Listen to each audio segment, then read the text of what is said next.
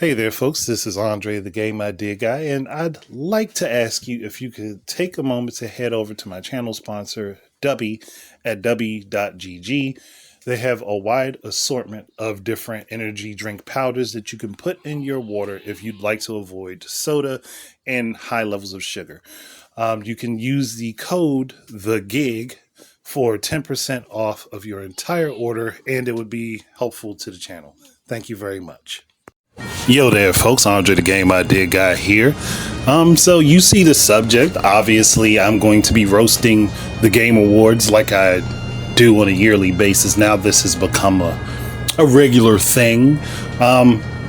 So Elden Ring Shadow of the Erdtree is nominated for Game of the Year.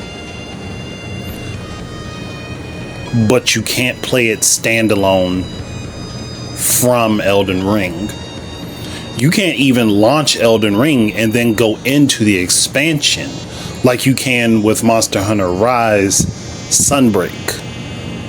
No, you have to play at least, I think somebody said, about 20 hours into the game to be able to access the content of Shadow of the Erdtree. And you have Greg Miller out there defending this, and you have many other proponents defending this because the Game Awards set this as part of their rules. But wouldn't Shadow of the Erdtree fall more into ongoing games? Because it's still Elden Ring. It's not a different game. It's an expansion of a game that already exists. I mean, if you do that to Final Fantasy, then why wouldn't you do that with Elden Ring?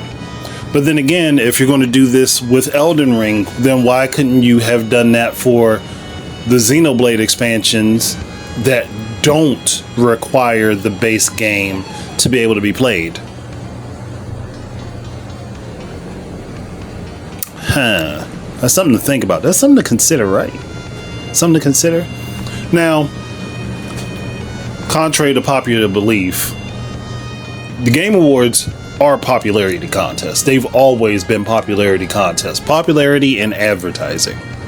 That's the whole purpose of this.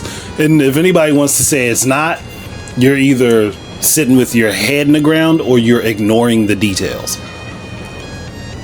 The Game Awards have always been about showing off what people think they like the best, or using it as a springboard to draw in sales for other stuff. I don't have any issues with FromSoft. I don't have any problems with them making an expansion to their game that so many people enjoy and love. I have no problem with that. So you're not going to get me on here saying, oh, they don't deserve to be able to have their game expansion recognized. They do. Just in the proper category. And if you're not going to put it in ongoing games, then DLC and expansions should have their own separate category. Simple as that. Because when you think Game of the Year, I'm thinking, oh, this is something I can put in my console, or I can buy and play it on my PC right off the bat. Not, well, you had to spend this money to get this, and you gotta go buy the game, because if you ain't got the actual game, you can't play this at all.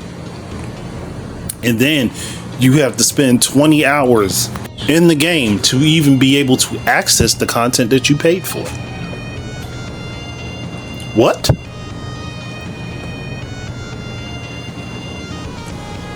That just doesn't sound right. That doesn't sound right at all. Like, that in and of itself shouldn't be in the Game of the Year category. It shouldn't. Game of the Year should be for stuff that is brand new.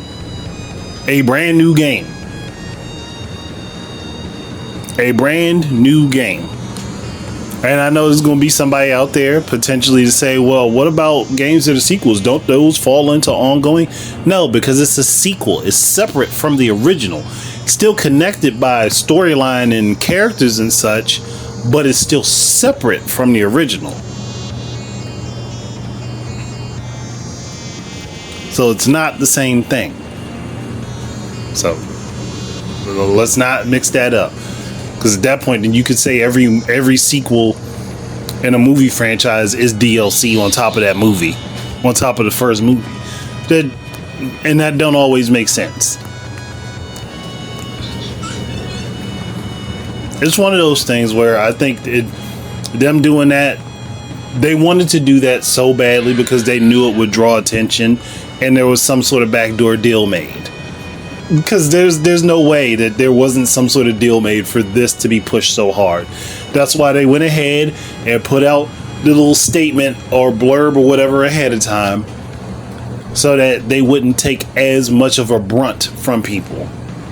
Because there are going to be so many people that will be like, oh yeah, well, if that's what they're doing, okay, well, I'll eat it up. But the majority probably aren't going to in this particular instance, because it just doesn't make sense. We all know what that means. We all know where they're leaning by including it, unless they want to make a last minute decision and change it like they did. I think it was I want to say it was 2022 when they made that last minute change, and you could tell they made a last minute change by the look that was on the developer's face that went up to accept Game of the Year, because they weren't expecting to get it. And I'm pretty sure that they know ahead of time what awards they're going to be getting handed. It's not some sort of surprise that they're going to get an award. That's why they have to have speeches and things prepared. And I know everybody's like, well, somebody you gotta have speeches prepared anyway. Tell the truth. You really think they're gonna go out their way to prepare a speech for an event that they know they're not speaking at? Even on an offhanded chance. I mean, yeah, you probably have something small prepared as a quick, okay, yeah, I'm gonna thank these few people and move on. But when you know somebody knows that they're going to get an award based on how much talking they do and how well they planned their words out, where they had their speech prepped and ready and they went over it many times over.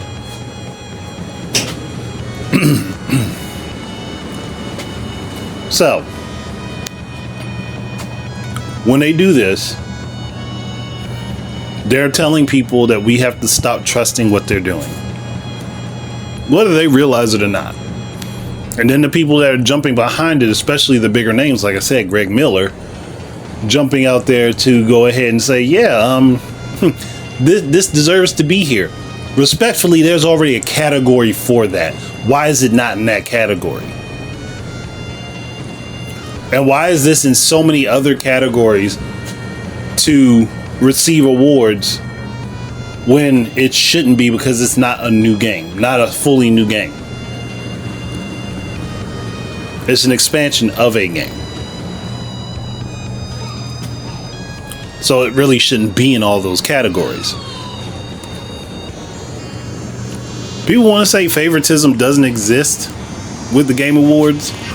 It does. It quite clearly does. And you see it year in and year out, where some developers or some companies are liked more, so they're given more stage time, they're given more presence, they're given more ability to speak. It's quite simple to see that. But I know I, along with the rest of the Wing and the crew, will be roasting it when it happens, because our yearly roast session has become a thing, and we got to do it. We got to do it just for the fun of it. We got to do it. But if they're going to do this like this, they need to stop changing categories around, because on a yearly basis, you will not see the same awards given out outside of a few of them that'll be repeated the following year. They got to stop doing that. That is a major issue unto itself. But I'm not gonna drag this out. I'm not gonna hang on this too long. I got other stuff I got to get done. But I just wanted to get that out of the way because it was on my mind and I figured I'd say something. So, yeah, that's it. Thank you guys very much for listening. Keep your eyes and ears out for more stuff from me. And until the next time, enjoy your games and peace out, everybody. This is Andre, the Game Idea Guy, and I'd like to thank you once again for tuning in. If you would be interested in supporting my efforts in content creation, please head on over to Amazon and look up The Game Idea Guy Presents Gaming Word Search, and you will find both Volume 1 and Volume 2 up for sale. Thank you very much once again, and I hope to be able to create more content for you in the future. Peace out.